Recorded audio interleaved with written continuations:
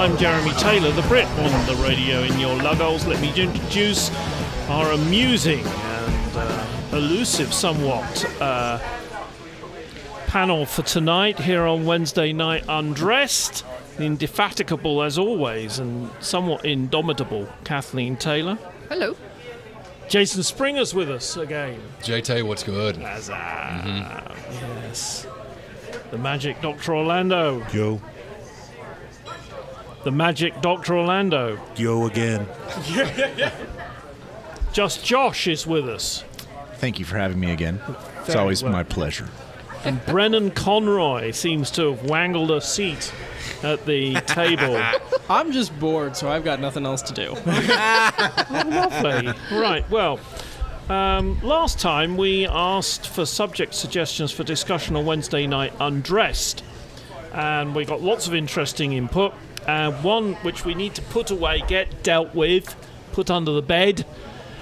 An audience member quite seriously asked, what is, or are, in some cases, the panelists' favourite sex toy or toys? And I expect a civilised, fulfilling and interesting answer from all. Let's start with Jason. You would start with me. Yeah, okay. To be honest... Flashlight? What's that? Flashlight? Yeah. Paper bag. To be honest...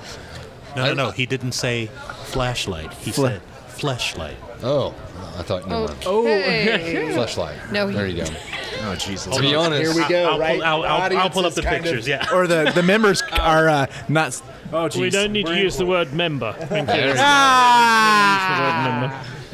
To be honest, in my experience, I really don't have a lot of experience with sex toys just because I've always found if I'm using my tongue, my fingers, and my dick the right way, I kind of don't need them. I will say, though, that something that has enhanced sex more than anything else is actually something anybody can use, which is music. If you know, that's lovely. See, I don't need shit like that. Oh, God, we're seeing some pictures now on an iPad of some sex toys. Dr. Orlando, do you want to describe what we're all looking at right there, bud? Oh, Just go to fleshlight.com. There you go. There you go. Yeah, I don't have Fleshlight or like a sex doll, like a real sex doll, any of that stuff. But I found that music works probably better than anything, just depending upon the person you're with and the situation. That just seems to be the greatest aphrodisiac I found in a sexual situation. So we're trying to keep this clean but interesting. Brennan, as our youngest here. How deep do you want me to go with this one? That's what she said. That is an excellent answer. Let's move on. That's a great answer. That's a very good answer. Very good Right, answer. thank you, Brennan. That was it. Well, what about Dr. Orlando? Would it be appropriate for me to just say my wife? Oh, Yeah. Could Dang say it, that. you took my... Well, I can not your wife. go with the alternative. No, my husband. That would I be get that interesting. Yes. In the Well, not very alternative, it's interesting. just her sister. Your She wife's doesn't sister. listen to this, does she? No. That's interesting. Your wife's sister. Okay, Kathleen. Well, I was going to say that he's sitting right at this table, my husband. But, I've told you bastards, stay away from my wife. Hey, man, if you were doing your job, then this wouldn't happen. It's that cute butt. But He's to been be, working on. to be That's right. factual, probably a vibrator that doubles as a back massager. Get it some actual use. Oh, yeah. The thing is, I know the exact brand and everything of what that likely is. Yeah. All right. We Well, now I was given some interesting advice just a few minutes ago by somebody here in the bar that have to be very, very careful what you buy on the internet, because sometimes what you get is way more than you bargained for, as in size. There you go. So you got to watch out. Just letting you know. Just interesting. I wonder who had that conversation. Interesting. Just Josh. Oh, Jeremy. Where do I even begin? I'm gonna. I don't quite know what to say to this. Everybody's been quite interesting with their non-member, It's okay to say GIMP mask. GIMP mask. Yeah. They're not afraid of it. What? I'll explain to you after the show, man. My list is way too long to even start with, so. I'm gonna Oh, leave it at right. that. That's a wimping No, out. not acceptable. Not Keep acceptable. going, no. Oh, my goodness Come on, gracious. admit it. It's the handcuffs, right? Man, handcuffs are great. Is it Handcuffs are tats? I great. mean, you've got lots of tats. Is that what turns your missus on? It's what turns my missus on is my sweet beard. Is that Oh. it? Now we're getting yeah. to it. It's Yeah, the beards. beard. Yeah, beards actually work pretty well. Actually, Beard is the thing for her. It's yeah. it's interesting.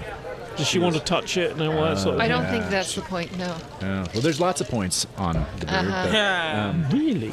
But How very interesting. She loves it, So, okay. Well, that's interesting, wasn't it? Yes. Yeah. What about you, Captain? Me? Yeah, we didn't hear your answer, bud. Oh, my teddy bear. Your Oh. teddy bear. All right. I touched that teddy. You might want to go boil your You hand. won't man. again. So, okay, let's go to a serious one. Give some thought to this.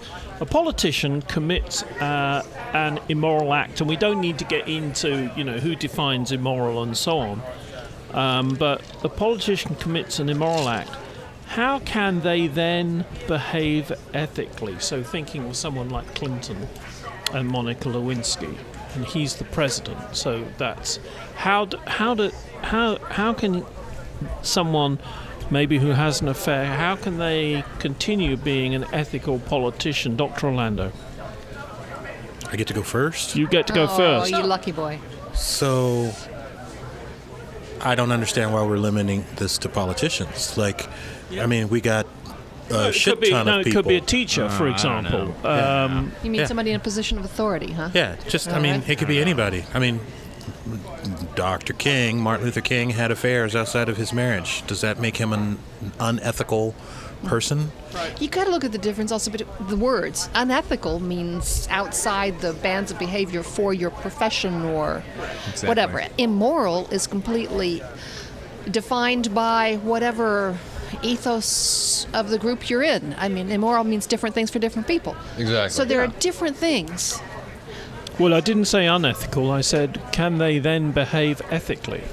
Well, kind of back up her point. I mean, especially with the question you posed, when a politician is labeled as immoral, it's not the public that labels them that. It's the opposing party that does that. Yeah. When you think of Bill Clinton, or like, Nah, and honestly, you think about it, when he was with Monica Lewinsky.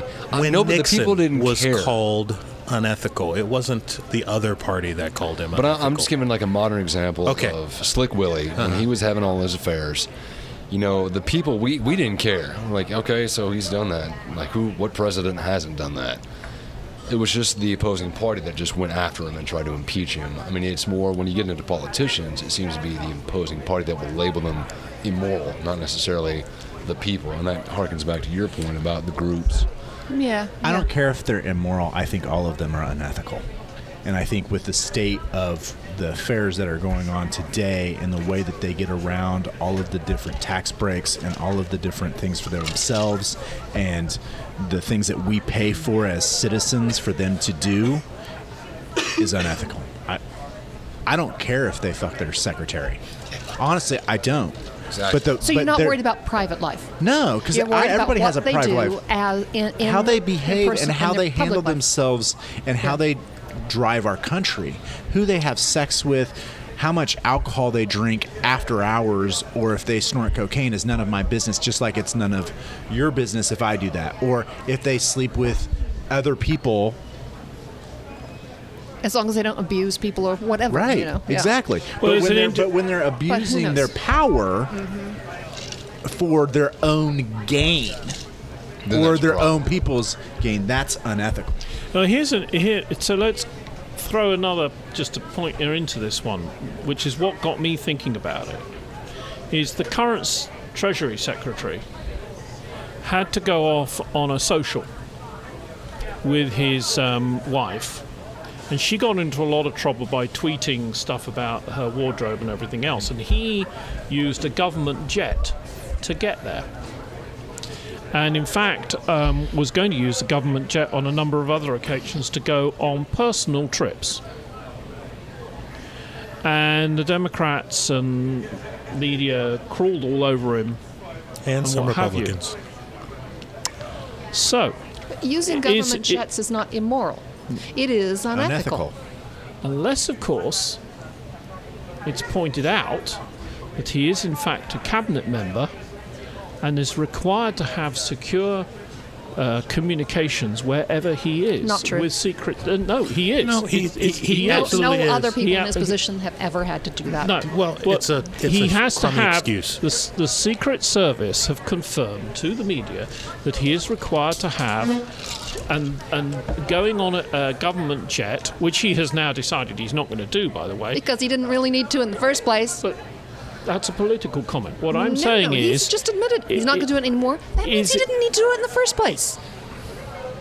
is it immoral or ethical? So See, once you here's get, the- but It's once not you get immoral. Again, we're comparing two things that are different. I mean, yeah. unethical disagree. and immoral. I mean, there's I a big disagree. difference between. I disagree. Well, who has the iPad? Look up the definitions of ethics. did. No. and I think morality. that Okay. that you guys are absolutely She did. right that So there. the words are defined differently. But to say then that ethics is not a direct result of morality is missing the point. So here's an example. Somebody makes a mistake. We're just talking about a mistake. We're not talking about just kind of a constant, over and over again Oh, so not abuse of Clinton, power. then. But sometimes people in stressful situations make poor decisions, and then considered unethical. Right? They do something as a doctor, and they do something unethical within that piece, or as a lawyer do something unethical in their job. But they may be a moral person. They may not hurt and are kind to Or others. vice versa. They Right. could go out Why are and shoot those somebody in devices cold blood. unethical? Okay? That's the because they're question. jealous of his wife's lover or something, and shoot them, kill them, bury them, and still in their professional life be totally ethical. Exactly. It's entirely separate stuff. No, it's not. That's kind of the point. Like, my question was, Then why When are there you two talk- different words? because They can't be the same thing. No, they're not the same thing, but they are interrelated. And to say that they are not interrelated is but that's not what we're having a claiming. myopic. No, what I'm saying is it doesn't make you an unethical politician to have committed a crime that makes you a very immoral person. Here's Yes, the thing. I agree. No. So I may be an ethical politician. I don't know if they actually exist, but I may be a homosexual, right? But because of everything I do, I may step out on my married wife because I'm attracted to men. Some would see that as immoral, right? But he may follow, or she may follow, the line of ethics in their job. Yeah. Right, That's the difference. right. So the question, again, is, like, what defines the ethics of the profession? Well, obviously, there's the Constitution of the United States. No, ethics of the Constitution of the United States do not define ethics. No, they don't. They do not define ethics. They simply define what the laws have to be What the written rule as. of law is, Yeah. Ethics are defined as a general policy by what a profession has to do in order to remain But, in So, Okay, so there's so- no ethics of a senator. There's no written ethics of a senator. But there, or there is a congressman? commonly defined definition. So, if you are a politician and you put the well-being of your constituents at the head of everything that you do, you take their advice, and yet you temper it with what you know and to be best. If you do your best to do your best, then that's the ethical behavior for a politician, and that is not necessarily. What is the basis of that description of ethics, that qualification of ethics? Right. Where does that come from?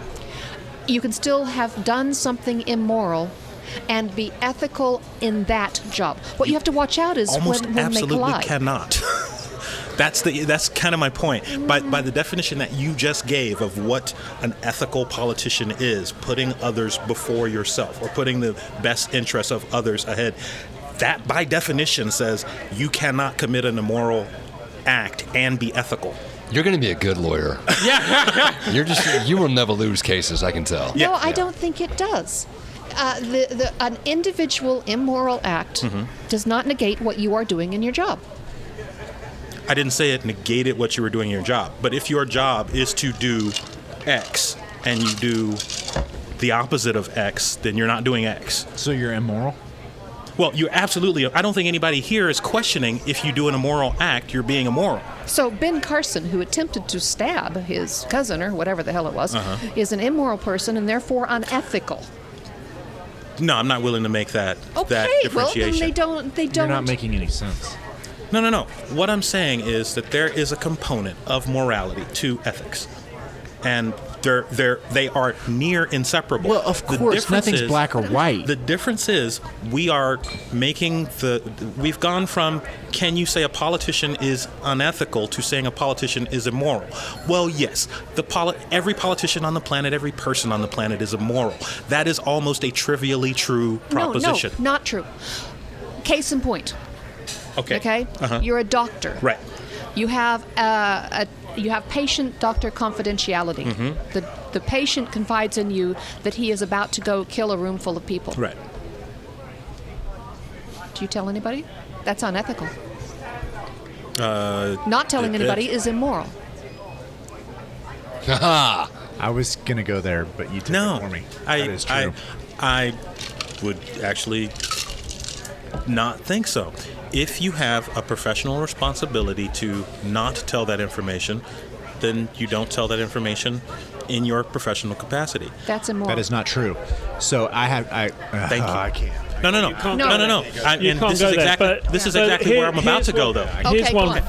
What I'm about to say is a doctor also has the responsibility to disclose that information if someone is in immediate harm. So They're not. They're just going to kill other people. No, but a priest in the confessional is told by someone he's taking confession, right? And there's a guy or a woman sitting on the other side of the wall who says, "Bless me, Father, for I've sinned, and I have planted a small atomic weapon just off such and such a square in central New York, and it is going to explode in 15 minutes." That priest is actually excluded from this discussion of morality because the priest actually has a specific relationship with God that dictates what his moral decision would be in that point, in that position. He has a relationship with who? No, the example by law, is skewed. He would have to. Yeah, I know. We can go into all sorts of weird. Yes, It is true. actually the reverse. The priests do not have to.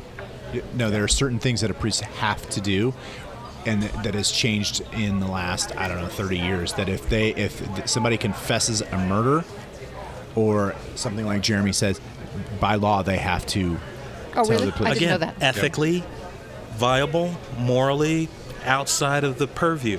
There is this difference between ethics and morality. Sure, there is. But they are not completely separate, and that was the point that I was making. When Jeremy asked the question, When Jeremy asked the separate, question, but they can. They don't have to be linked. Having done something immoral does not mean you are necessarily going to be an unethical politician. right? So Or an going back unethical to doctor. Like if Yeah. I killed my wife, I still may have practiced my medicine to the Absolutely, utmost perfectly. ethics. So going back to Jeremy's question, if you do something that is immoral, how can the Can you be an politician ethical still politician? be an ethical politician? I think everybody here at the table agrees on the answer. We just all came at it from this different place. I don't agree. Okay, moving on to the next subject. The 3 R's have been around for thousands of years, one way or another. The Greeks had the 3 R's, the Romans did, then the Brits, and, it goes around and round and round and round. My question is, although they've been around for thousands of years, are they still important in this interweb age, Brennan? Yes. If you've ever been on Reddit, you will know when someone corrects your grammar. They do all the time. And they are just as important today as they've always been, I think. What about Twitter? Okay, I will say it depends on the venue. I'm trying to think, especially with Twitter and Facebook. So one of the things that I see as an employer, This is Dr. Orlando now. is that the permutations and the shortenings and the spelling from Twitter bleeds over into professional life. That's just ridiculous. Yes. Yeah. So there's this shortening. Redick. Wasn't that a question from earlier? Yes. Yeah. So would you be Oh. of the opinion that as an employer that shouldn't count to me? I do not see I will also...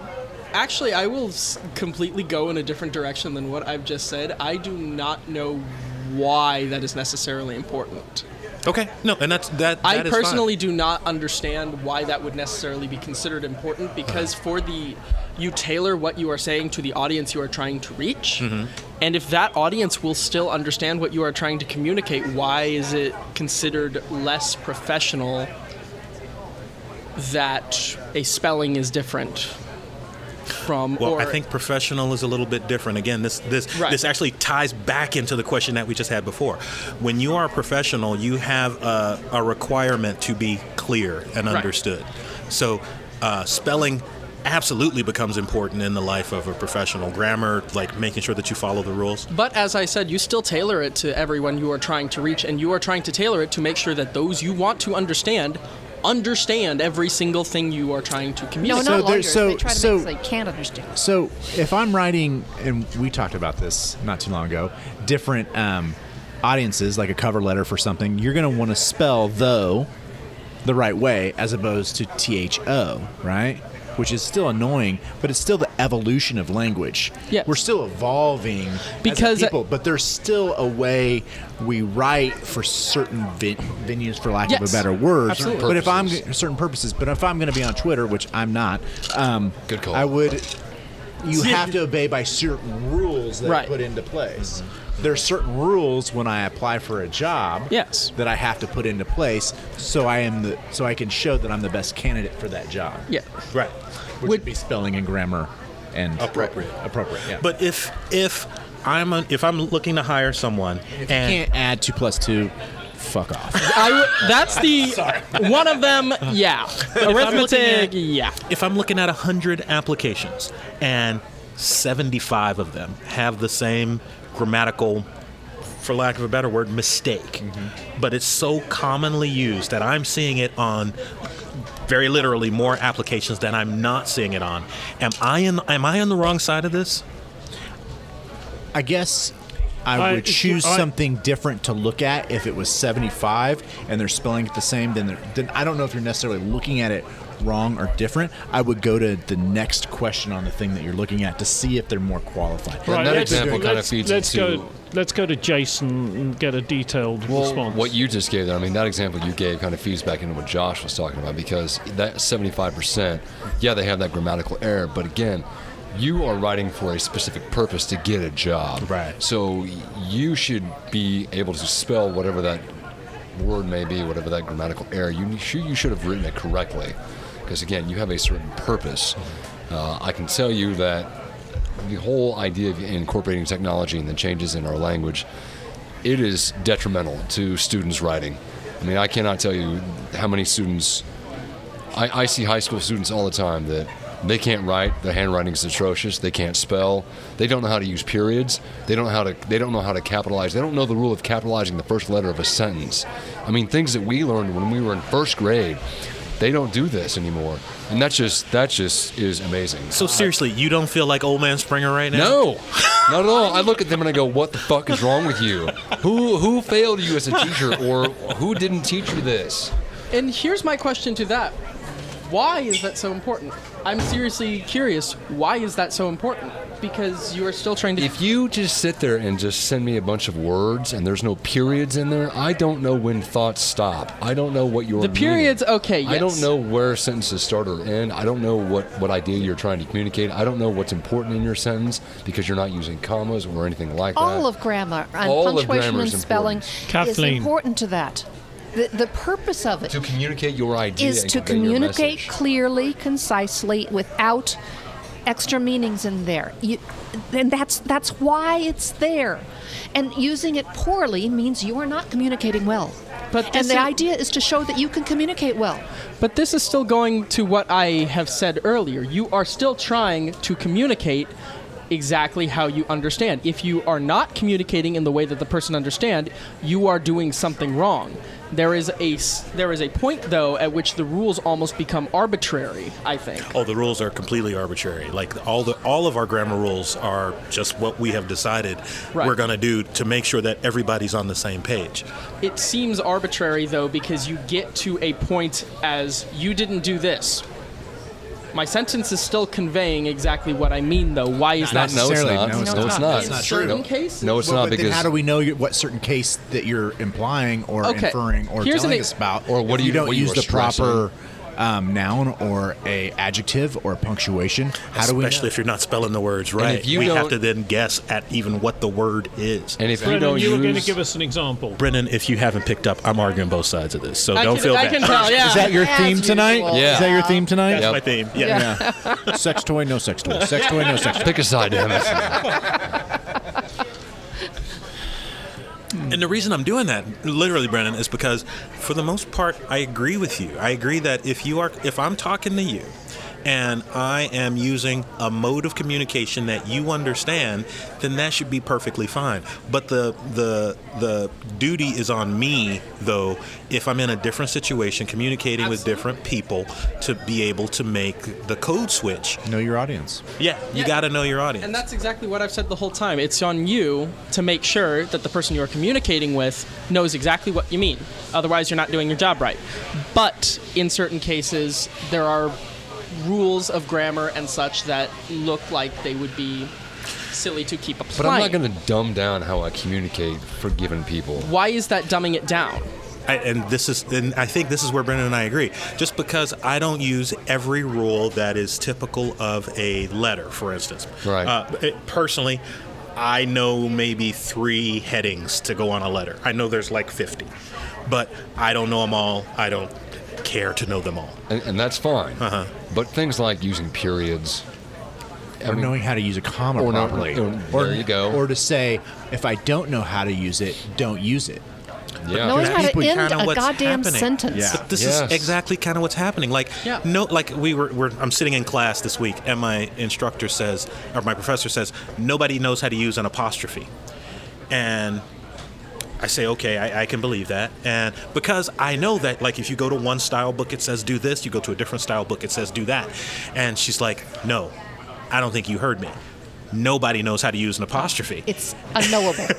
Well, and it became a question then. Are you then saying that it is unknowable? And she's like, no, just nobody knows how to use an apostrophe. And it's one of those things where, okay, if nobody knows how to use an apostrophe, why the fuck are we using apostrophes? Yes. Like, your logic here makes perfect sense. And the fact is, the matter is, you're sitting at a table with a bunch of old people, and we have been trained to think in this particular way, that this is the way that it should be. And for me, the interesting thing is, I think that it is this generation right here that's going to break all those dynamics without breaking the planet and come up with newer, better, different things, Are you better ways to do it. Is that what you're doing right now? Is what's on your shirt? Yes.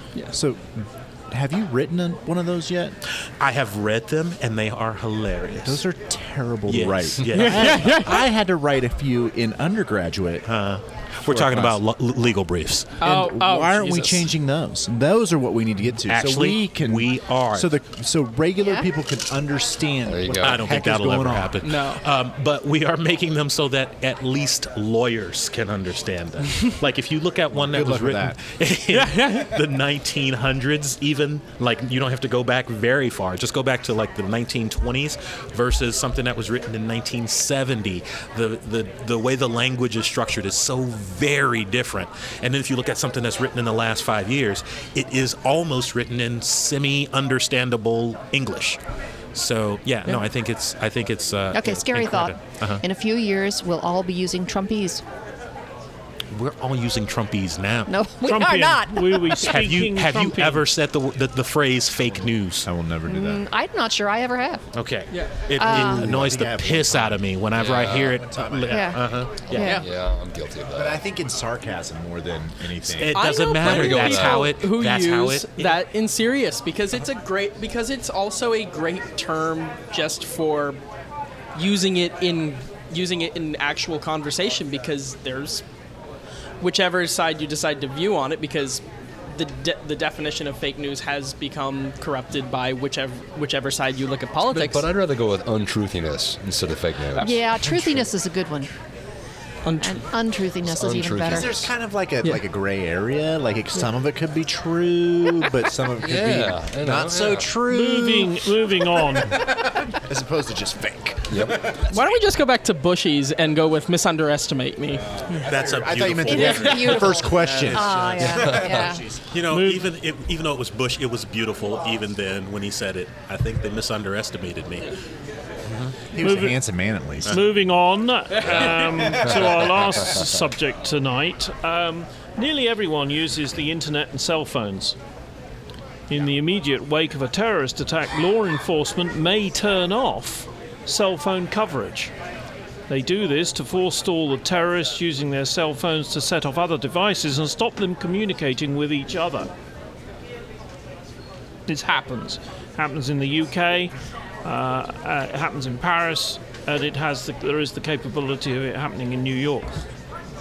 Is there then, and here's the question, is there then a case for a country's security services to be able to take similar action, or at least censor, curtail, or suppress the internet or cell coverage if the government determines that the usage is against the country's interest?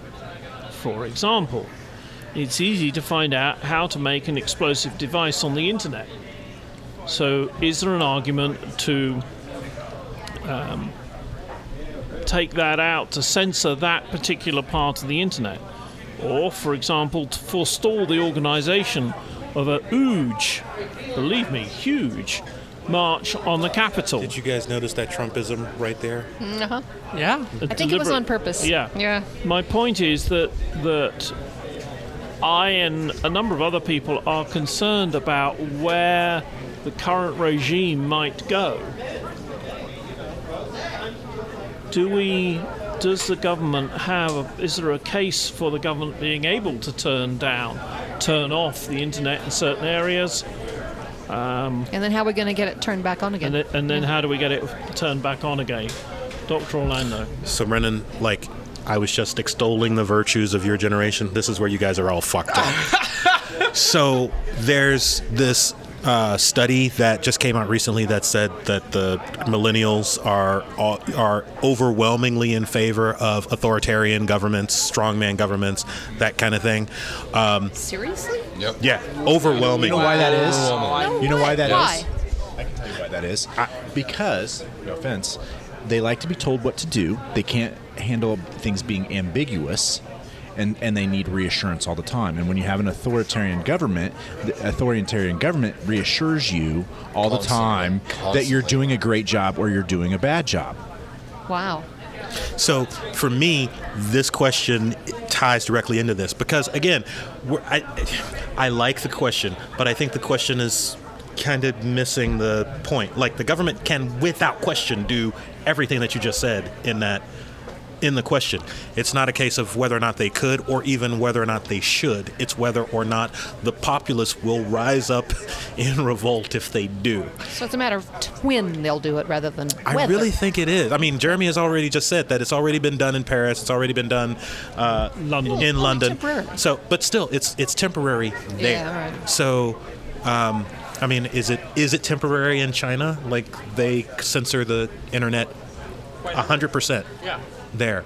So if we now are bringing up our kids to somehow think that it's okay for the man to tell us what to do, I would wonder if that's actually true, because at least on my college campus, libertarianism is as big as I've ever seen it, and that's extolling the virtues of them. Closer to the mic. That is extolling primarily the virtues of of the government not being in control. I seriously wonder if that's accurate, the way you worded it. That.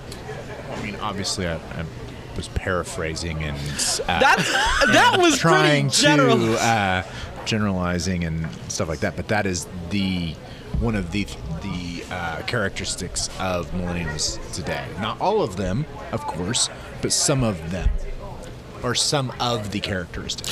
See, and I heard those characteristics, and again, I'm kind of agreeing with Brennan that I think there's this element. They're libertarians because they want to smoke weed. Come on, so let's really be honest about that. Let's be really truthful about that. People are libertarians because they want weed to be legal.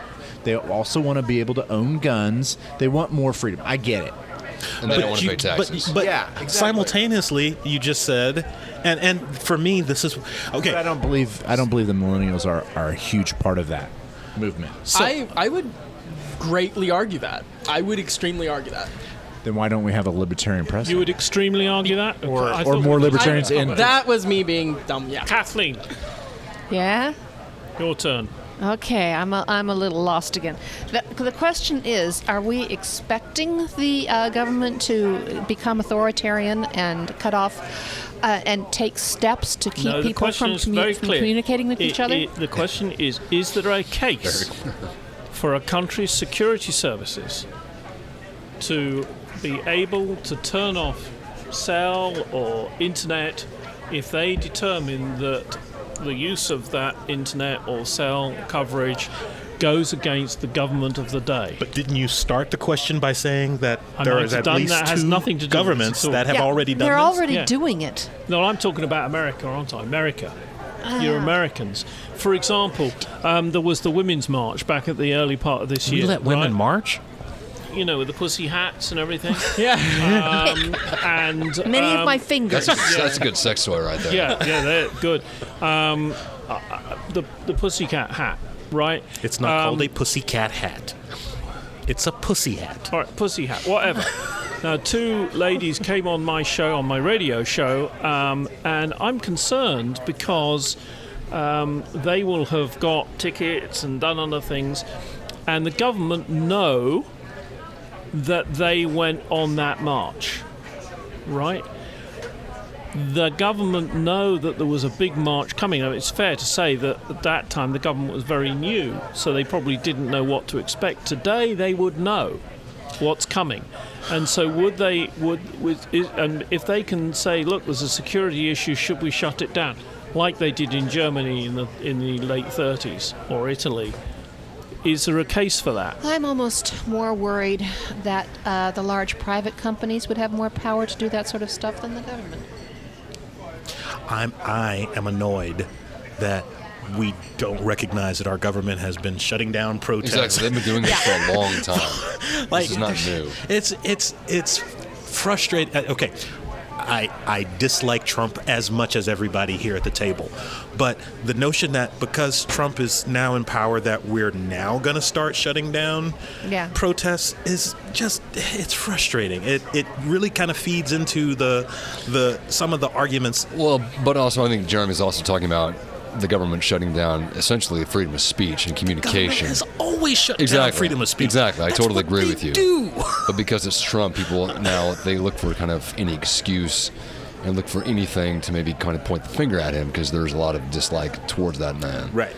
But I Right. agree with you. The But government's when we doing talk that for a about- long time. If we talk about Since the day government one. literally tracking, again, Martin Luther King. They know or where we Malcolm are X. every single Or second. back to the 1800s with the Alien and Sedition Act. It's what we do. Mein Kampf in every library in the United States. Right, yeah. Again, it's not a question of whether or not the government will. The question to me is, what do we as citizens do about it? And Well, it's very interesting. You see, my friend We don't Ivo do a isn't whole here lot. tonight, but as a foreigner, you Americans complain vehemently about Mr. Trump and, this, no, that, but you're still not prepared to actually go out and vote him out. You're not prepared to go and say, no, we will you not mean do yet. Yet? Well, sorry, Jeremy, but there's so many layers to that, in the sense of there's some people that are lazy, there's some people that are entitled, there's some people that are pushed and marginalized that can't vote, or makes it harder for them to vote than me. So there's a lot of different aspects to that about Americans that you can't just generalize that we don't go out and all of us don't go out and vote. There's a lot of things that happen that keep some people from doing that, and then they don't care. Because why would, if I have to take a bus 5 different ways to get to the church to vote, why would I want to do that? Because it's important. Well, Because people died so that you can. But If you're going to have to stand in line and then get turned away hours away. later. But maybe Anyway. I do vote, but I feel like my vote doesn't count because the Electoral College, they're the one who picks the president, not the people. And so why should I vote? Because our system is flawed. And so going back to kind of what Josh was saying, yeah, okay, maybe I could take buses to go vote, but hell, let's say I just go down the street and I can vote. Why should I? I mean, what's in it for me? Because I know my vote, in the grand scheme of things, probably won't count. You never know. One extra, and I'm going to throw in one extra question which no one's expecting tonight. Ooh, like the Spanish I'm Inquisition. all tingly now. That's a new sex I'm toy avoid right there. saying anything. We've all started things and not finished them. Everybody does that. So let's start with just Josh. Have you ever kept a diary? When? have I ever kept a diary? And when? How And old when? were you roughly?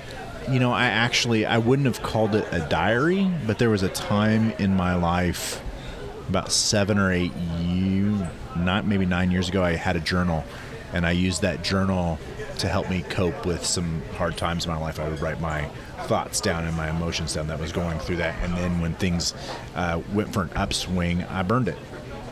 Right. It was very therapeutic. So, what is that today? Brennan, have you That's ever kept a brilliant. diary? Yeah. Never.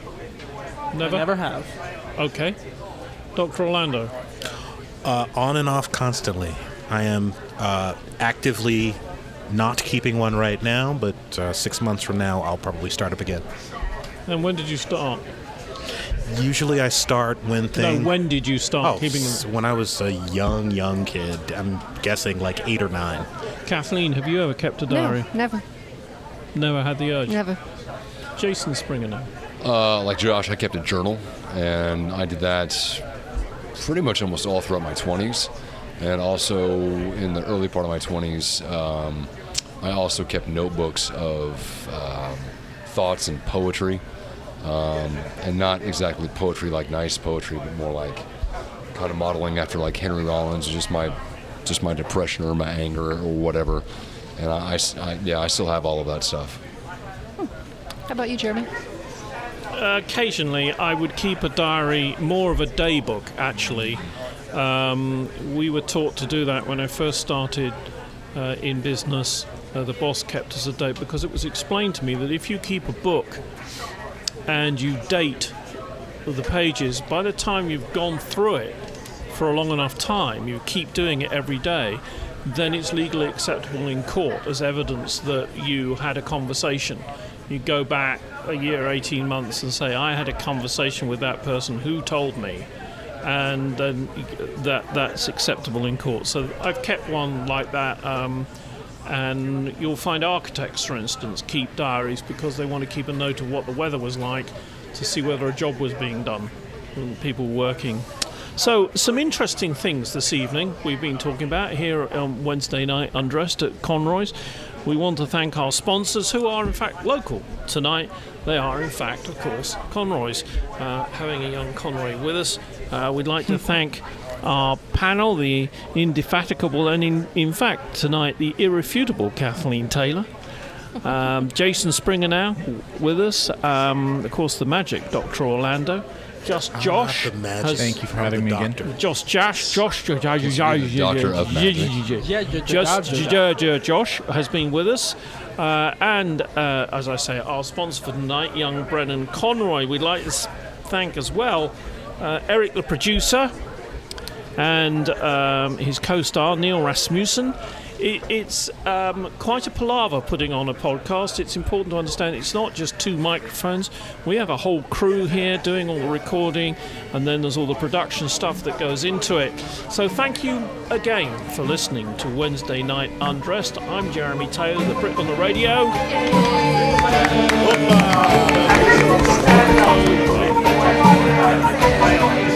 Yay!